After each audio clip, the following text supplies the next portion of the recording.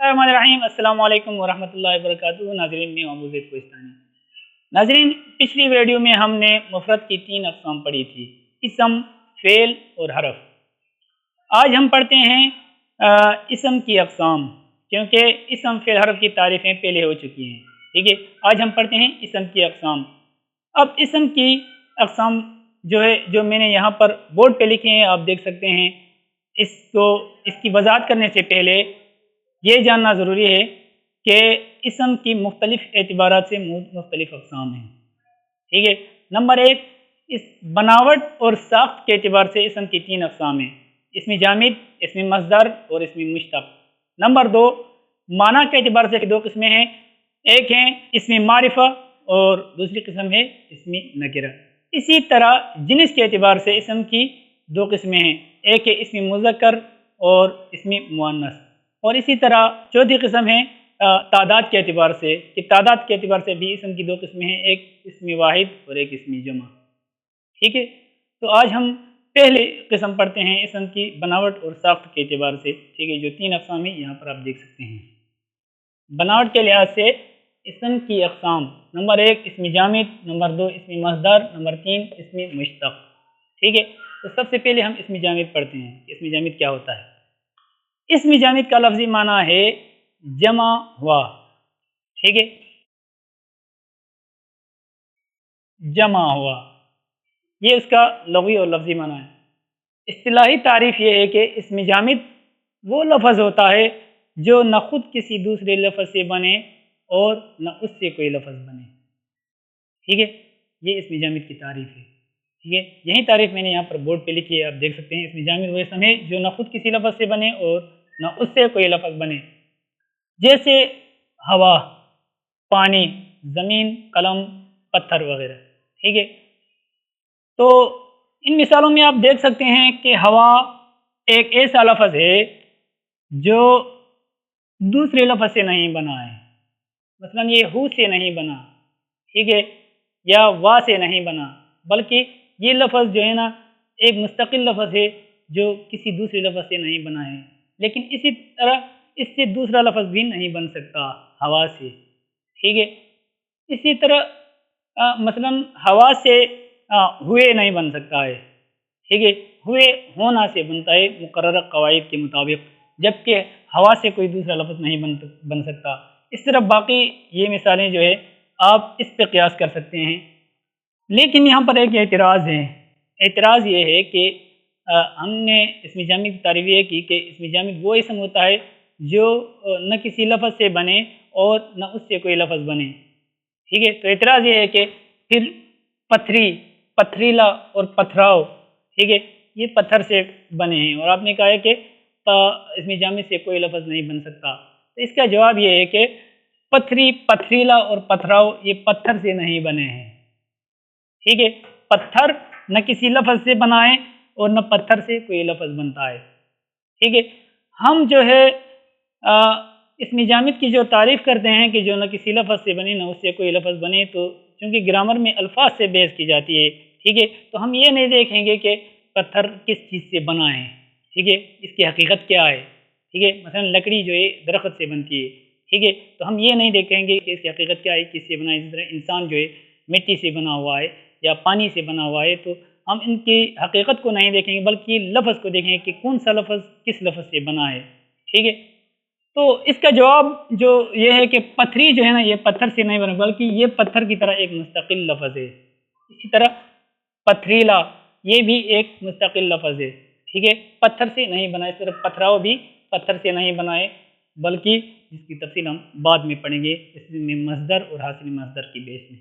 ठीक है, दूसरी किस्म है इसमें मस्दर। मस्दर का लफ्ज़ी माना है जाए सुदूर, यानी निकलने की जगह। ठीक है,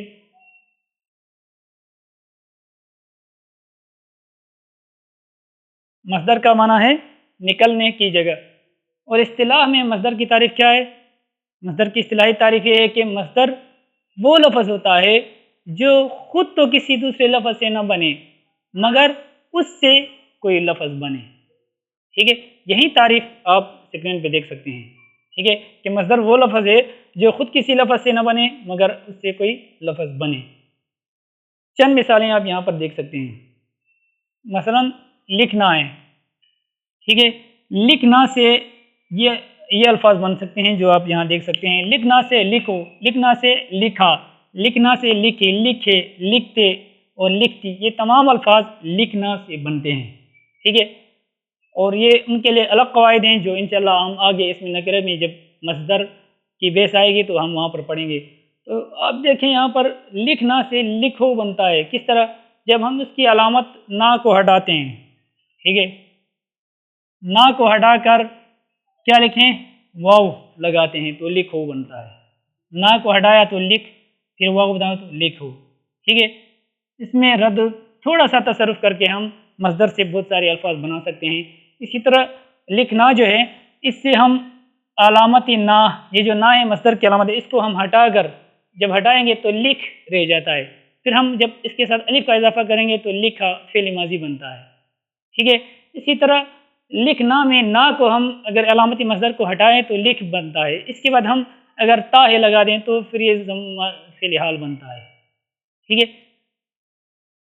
دوسری مثال مثلا پڑھنا ہے، تو پڑھنا سے پڑھو، پڑھا اور پڑھی، پڑھے، پڑھتی، پڑھتے، پڑھتی، ایسے الفاظ بنتے ہیں، ٹھیک ہے۔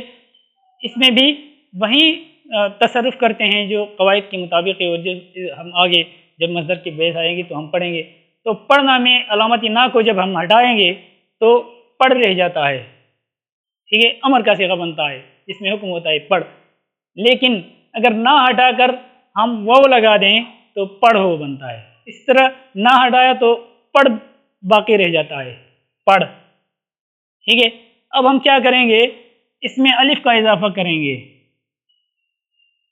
تو پڑھا ماضی کا صیغہ بنتا ہے، ٹھیک ہے۔ تو مصدر جو ہے اس سے بہت سارے الفاظ بنتے ہیں۔ مصدر کی دو علامات ہیں، ٹھیک ہے، مصدر کو پہچاننے کا جو طریقہ ہے، ٹھیک ہے، وہ بالکل آسان ہے۔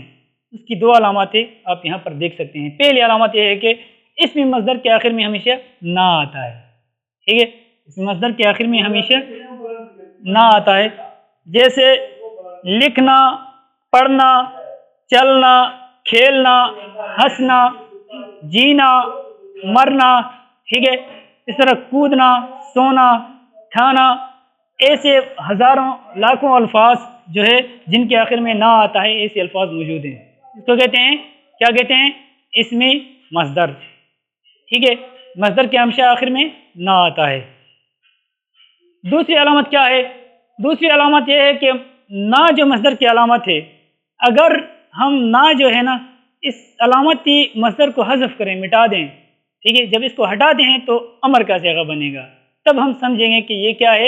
اسمی مصدر ہے۔ اگر ہم علامتی مصدر کو ہٹائیں اور پھر جو لفظ بچتا ہے اگر وہ امر کا صیغہ نہ بنے تو ہم کہیں گے کہ یہ مصدر نہیں ہے، ٹھیک ہے۔ اب دیکھو لکھنا، تو لکھنا سے ہم اگر نا کو ہٹا دیں تو لکھ امر کا صیغہ بنتا ہے۔ اس طرح پڑھنا سے الف نا کو ہٹائیں مصدر کی علامت تو کیا رہتا ہے؟ پڑھ، امر کا صیغہ بن جاتا ہے۔ اس طرح چلنا سے ہم نا علامتی مصدر کو ہٹاتے ہیں تو کیا بچتا ہے؟ چل، ٹھیک ہے، چل رہ جاتا ہے۔ تو یہ جو ہے دوسری علامت ہے کہ ہم جب نہ ہٹائیں گے تو امر کا صیغہ بنے گا، ٹھیک ہے۔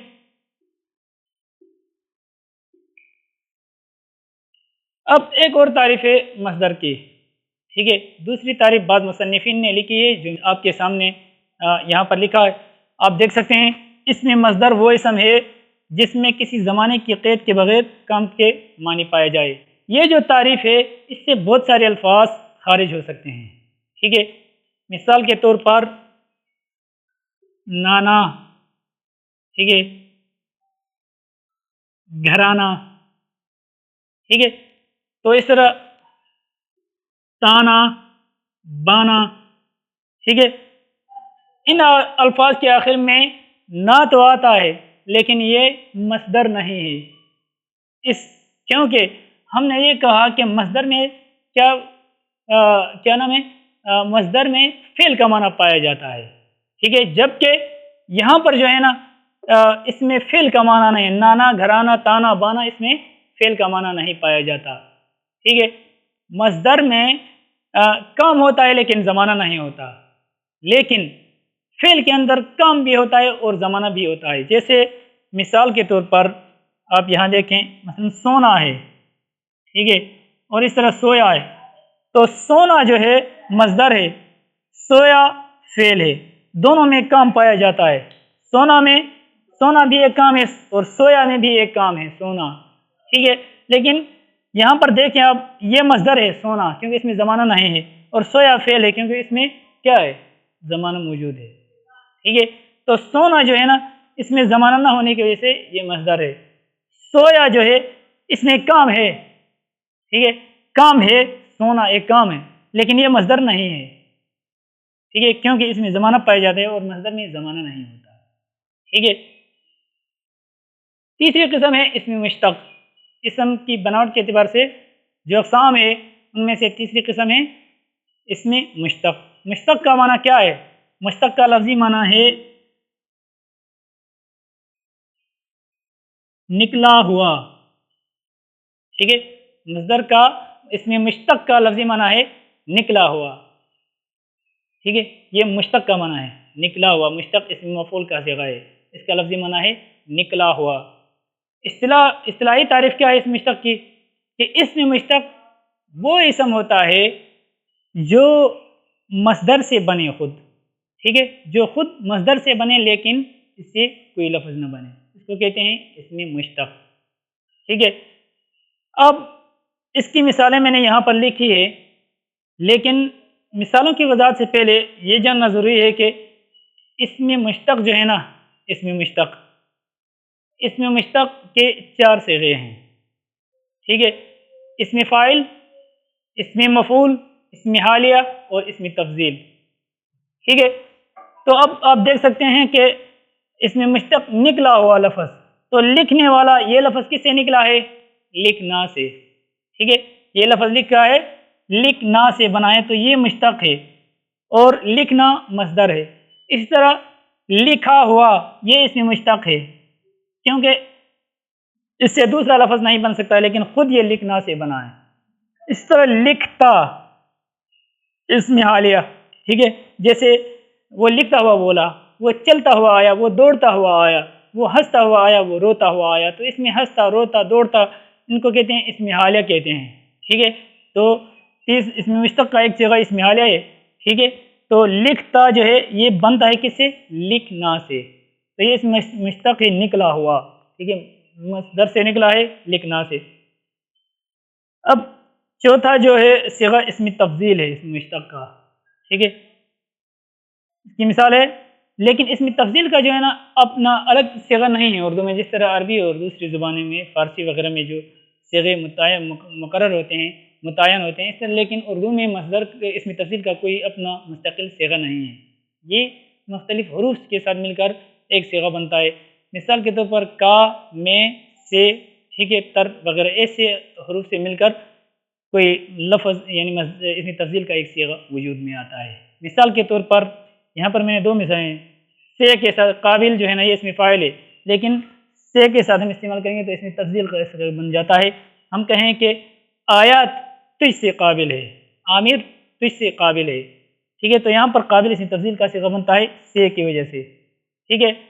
عامر ان میں سے بہت ذہین ہے، تو میں اگر لگا دیں تب بھی کیا ہوتا ہے؟ اسم تفضیل کا صیغہ بنتا ہے۔ عامر ان میں سے ذہین ہے، تو ذہین اسم تفضیل کا صیغہ نہیں ہے، لیکن میں ہم لگا دیں ان میں سے، جب تقابل کی صورت اختیار کرتے ہیں تو یہ اسم تفضیل کا صیغہ بن جاتا ہے۔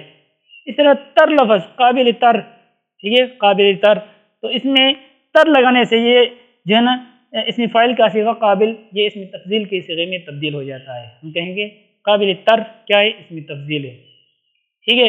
اسی طرح کا لفظ ہے، ٹھیک ہے، کا لفظ ملانے سے بھی اسم تفضیل کا صیغہ بنتا ہے، جیسے بڑا لفظ جو ہے نا یہ اسم تفضیل کا صیغہ نہیں ہے، لیکن اس کے سامنے کہ وہ سب کا بڑا ہے، ٹھیک ہے، کا استعمال کریں گے، وہ سب کا بڑا ہے، تو یہ جو بڑا ہے اسم تفضیل کا صیغہ بن جاتا ہے کا کے ساتھ، ٹھیک ہے۔ اب ایک اور بات ہے جسے سمجھنا انتہائی ضروری ہے، وہ یہ ہے کہ اسم مشتق جو ہے یہ مصدر سے نکلتا ہے، لیکن مصدر سے صرف جو ہے نا اسم مشتق نہیں نکلتا، بلکہ مصدر سے فعل مشتق بھی نکلتا ہے، ٹھیک ہے، جن کو کہتے ہیں افعال مشتقہ۔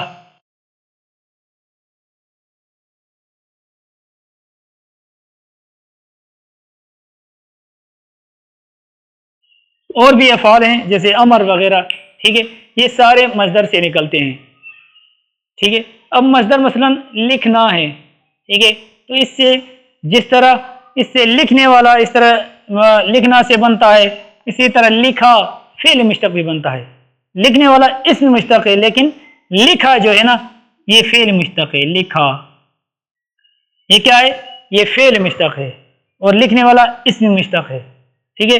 ادھر لکھا ہوا اسم مشتق ہے، لیکن لکھتا ہے یہ کیا ہے؟ فعل مشتق ہے۔